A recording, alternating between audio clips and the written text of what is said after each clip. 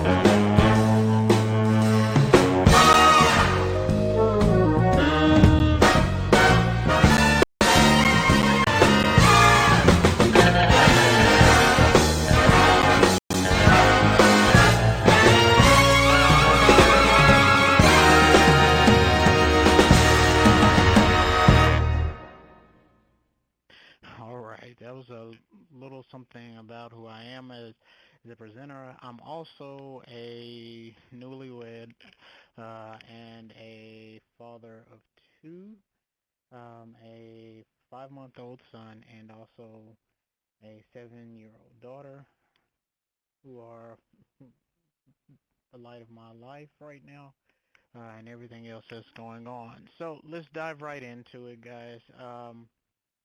So the reimagined classroom is always a battle between old school versus the new school. We have the teachers that are seasoned veterans versus our teachers that are fresh and new out of the gate, fresh newly college graduates, the tech generation versus the actual book generation. But I have to start off by saying I have to respect the old school, and we all have to, because after all, it took us to the moon. Their way of teaching also allowed us to build the Eiffel Tower and many other ingenious feats based off the old school method of teaching. But let's let's really talk about it. The original personalized learning tool was a teacher, and to have a reimagined classroom and to create something new, the only thing that you really need and that changes is not even the teacher. That teacher is still the same personalized learning tool. It's just the delivery method is slightly different now. In fact, if we look at the original school supplies or the current school supplies, which were pencil, paper, and an apple for the nostalgic group, the tomorrow's school supplies are still the same. It's literally just the addition of a tablet or a technological device. If we look at the traditional classroom, which you see here, I'll advance to a 360 view of this particular classroom. We see typical desk, paper, uh, maybe a few computers in the classroom, some anchor charts, projector, projection screen, teacher desk. This is what the typical classroom will look like. A whiteboard in the background and maybe a few storage areas. Well, we could also take a look at the Vulcan Classroom because I'm a Star Trek fan. What is the formula for the volume of a sphere? 4/3 pi times the radius cubed. 1.26. Any limbs? Of an untidy scalar Positive discount. two-thirds. Sensible assumption is the square root of 396,324. What is the dimensionality? Dimensionality equals What the are the two logarithm of key n divided by features? non-excludability and non-rivalry. 4/3 pi times When the is an radius. action When sentence? it is morally praiseworthy but not morally obligatory. However, we do not live on Vulcan, we live on Earth. So, what exactly is tomorrow's classroom? In tomorrow's classroom, we're talking about a classroom where everything speaks. Nothing is static. Every part of the classroom is infused with learning. The reimagined classroom is not just at the school, but is literally everywhere and anytime.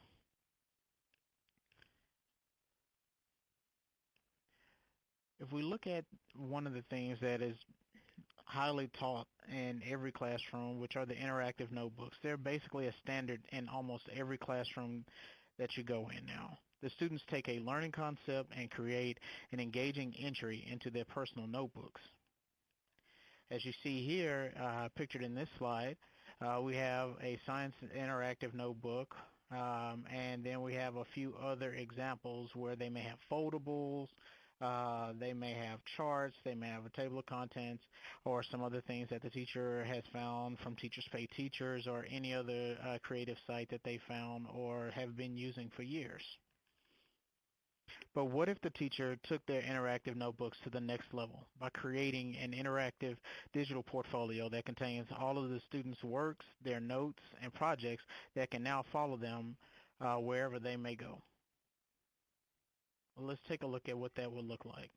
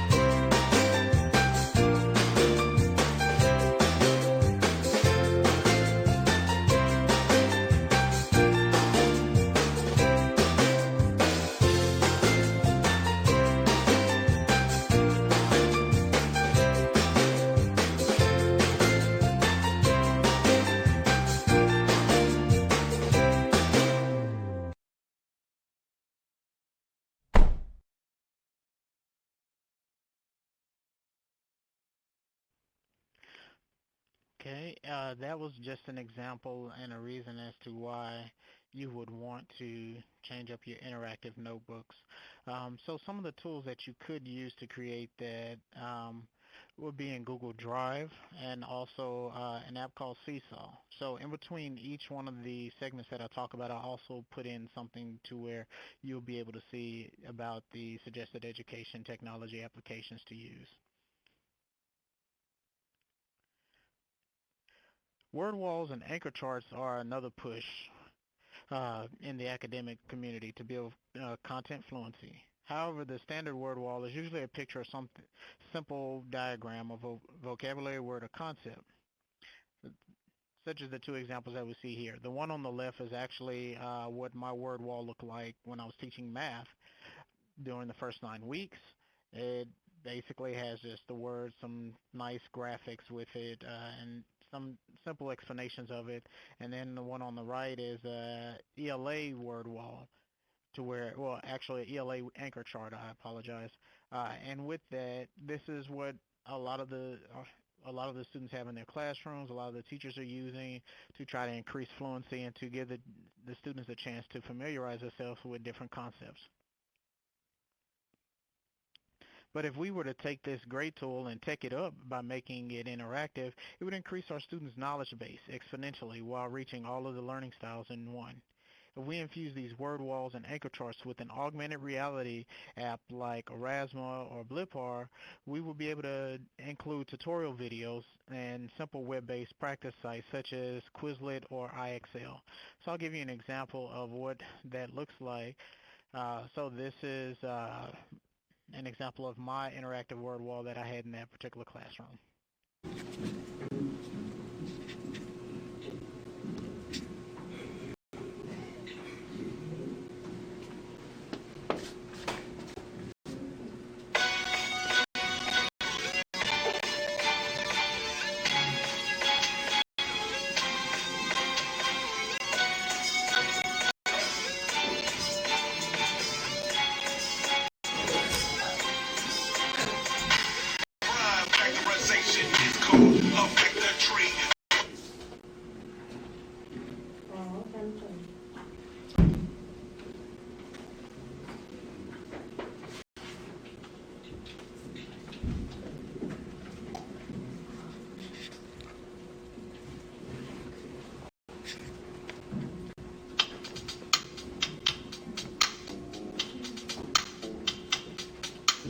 Natural numbers are naturally numbers you count on your hands and your feet.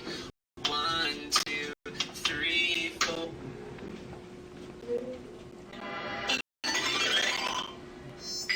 Math shorts. Absolute value. The absolute value.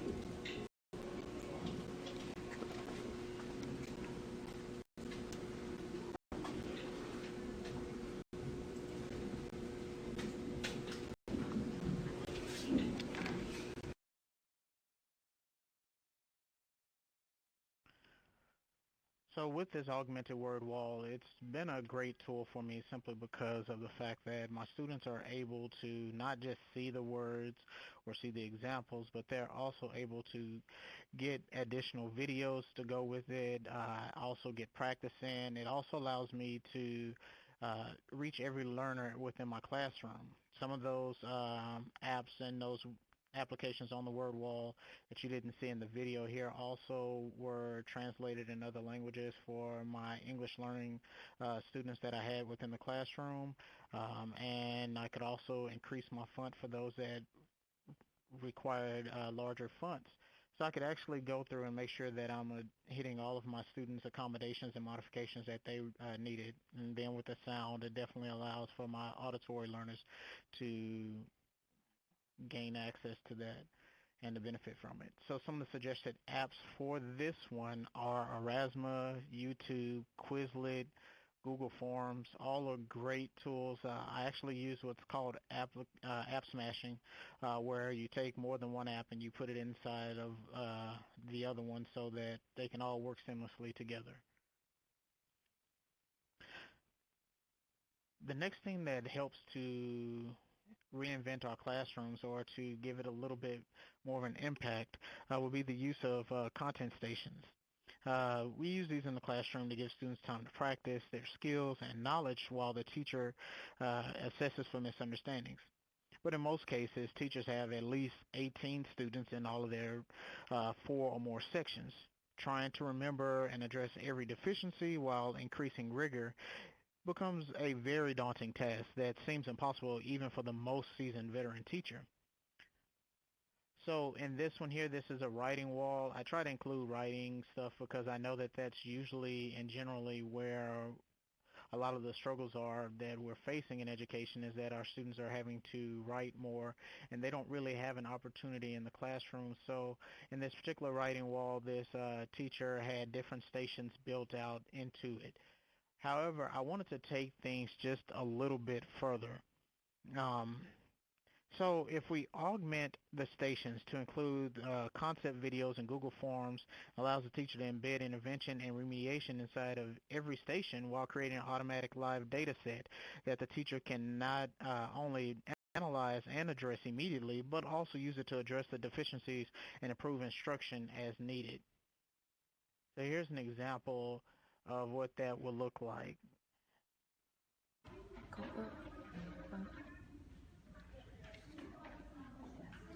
Which number line below represents the equation below? A negative times a negative equals a positive, so we'll know that's a positive. We have two negatives of 5, and F the only one that's showing to the left, and this one showing to the right, and this one, these are. So is that to the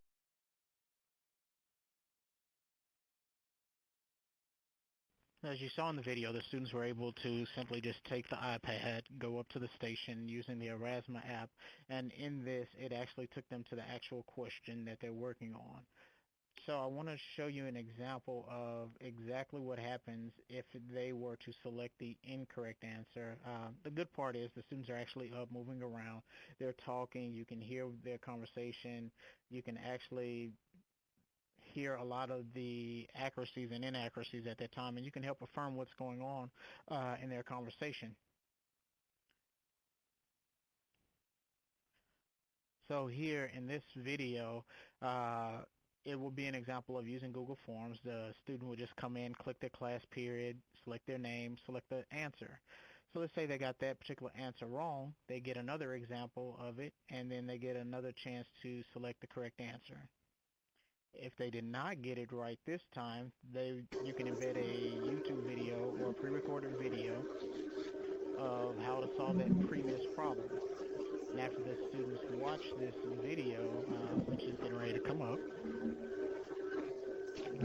the students would get a third chance to actually do this problem, as you see attempt number 3. And in attempt number 3, instead of the students having a simple yes or no or ABCD part, you can actually include a short answer so that the students can actually write out their thought process. So now as a teacher, you can actually make the students think the way that you want them to think. The benefit of doing a Google form this way, or even an augmented station, would be you can look and analyze and see how many students actually had to do subset A or subset B to this particular problem, and the more students that have to go to the third trial means that typically maybe the instruction was an issue. If it's some of the students going to 2, it could be a small, simple fix within the instruction, or simply just going back and reviewing the notes again with the students. But if you have all the students to get it correct on the first try, that just means that you are an excellent and a fantastic teacher. Another way of integrating the classroom and just changing things up a little bit will be to incorporate the Xbox, the Wii, or the PlayStation. In this particular unit, we're working on central tendency within the classroom, and I wanted to do things slightly different. So I brought in my Xbox, and we did a bowling game on the Xbox, and what the students did was, as we went through each particular trial, they jotted down the numbers and the scores to calculate the mean, median, mode, and range. They also took it a step further by creating dot plots, box and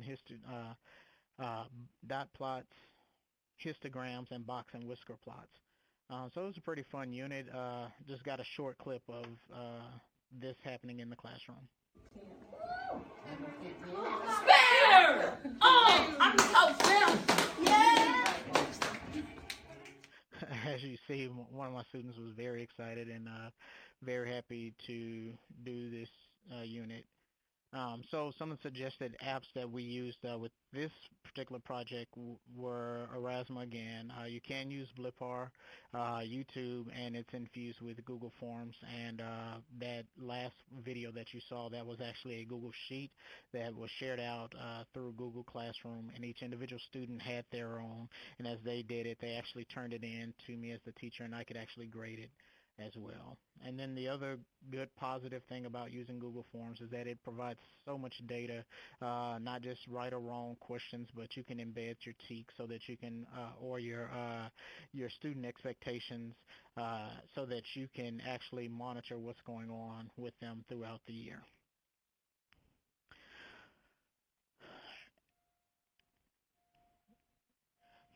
So one of the other things I want to talk about will be field trips. During field trips, most students they're just excited to get out of the classroom. The teachers are excited to have a day away from everything. However, what do we truly accomplish? Because a lot of times we are required to write lesson plans for those field trips, but once we get out there, our students are just basically having fun. Not to say that having fun is not what they should be doing, but however, we can make this a meaningful and impactful situation as well. So field trips will now become true field experiences. Um, Educators can now use a multitude of education technology applications to make these experiences more impactful. So when I think about field trips and field experiences, what comes to mind is the Magic School Bus, because every time I watch this show, I just wanted my teacher to be just like the teacher from the Magic School Bus. I wanted to make sure that everywhere we go, we went on a field trip, that we enjoyed everything that we were learning, that we were completely immersed into our uh, field experience. So let's just talk about how we could do that. Teachers can do digital scavenger hunts for any given location. You can use Google Docs that's given to each individual student to write, take a picture, or research strategic places previously outlined by the teachers. So I'm going to give you an example of what that.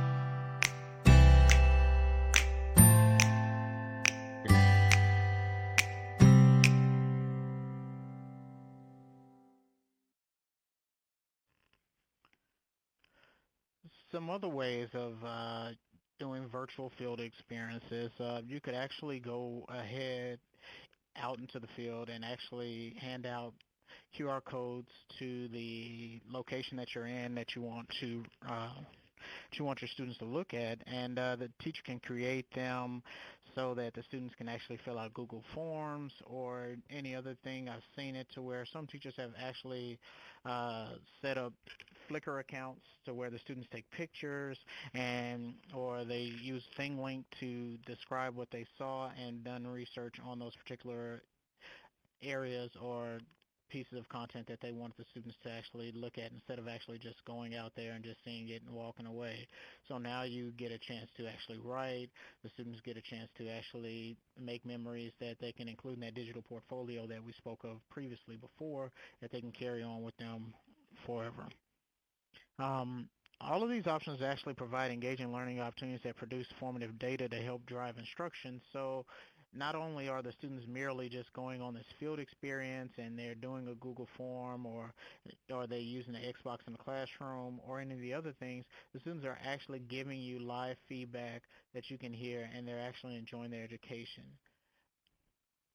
So I know you've heard me speak multiple times about augmentation, but I really wanted to key in on one of the newer up-and-coming things, which is the Google Cardboard and the VR headsets.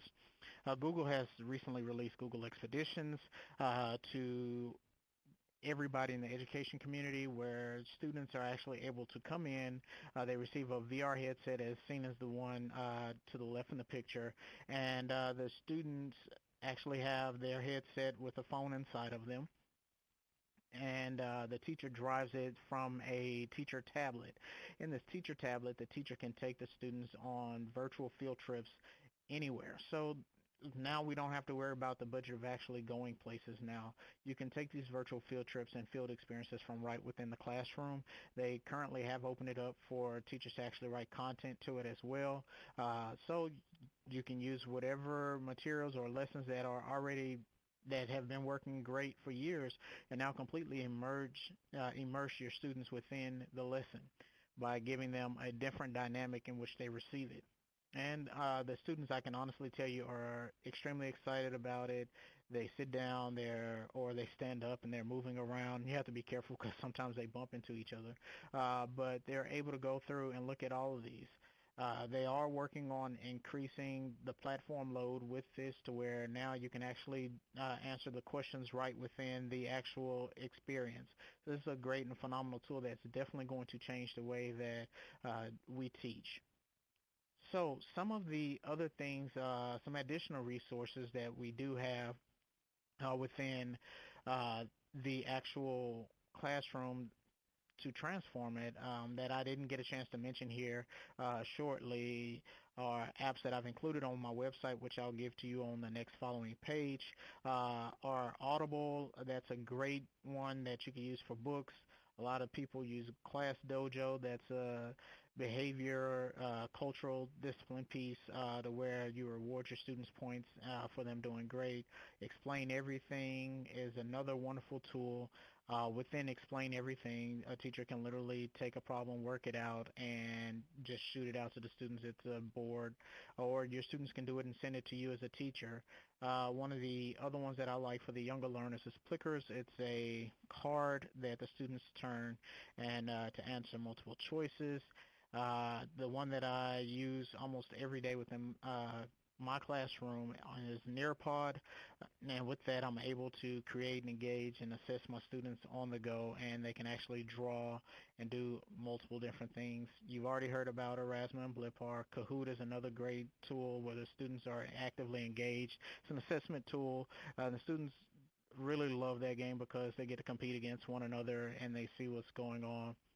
And outside of that, I would encourage you to do things with Twitter. You can have a Twitter chat with your classmates, with your students, and you can actually engage things away from the school or during school as well. Edupuzzle, Pinterest is a great thing to look at, and Pear Deck. Also, like I said, once again, I will have a link inside my website that you can look at. Here are my my contact information. Once again, my name is James Wigfall. My Twitter handle is @TechWigfall.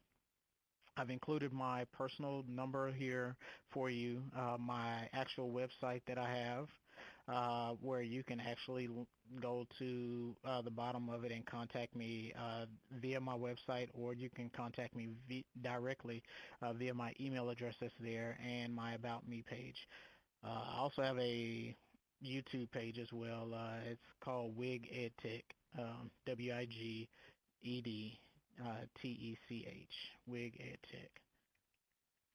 Uh, I am now going to open up the floor, or should I say the chat, for questions at this time.